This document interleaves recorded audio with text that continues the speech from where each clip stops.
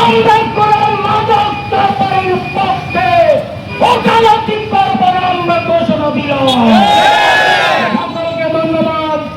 আপনাদের দেশ থেকে লাগে ওদের কোনো দল নেই, ওরা দলের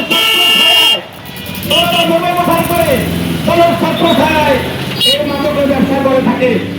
আমরা রাজনৈতিক মহলে এই আইন শৃঙ্খলা নিয়োজিত যারা আছেন তাদেরকে আমরা অনুসরণ করব। মাদক যারা ব্যবসা করে, মাদক যারা গ্রহণ করে, মাদক যারা সেবন করে, আমাদের রাষ্ট্রের পক্ষ থেকে ঘোষণা করা হয়েছে ওদের পক্ষে যারা থানায় তদবির করতে আসবে তাদেরকে যেন আটক করা হয়। আমরা এই মাদকের বিষয়ে বাংলাদেশ জামাত ইসলামের পক্ষ থেকে জিরো টলারেন্স ঘোষণা করেছে। সংগ্রামের এই পরিবেশে এই পর্যায়ে আমাদের সামনে বক্তব্য নিয়ে আসছে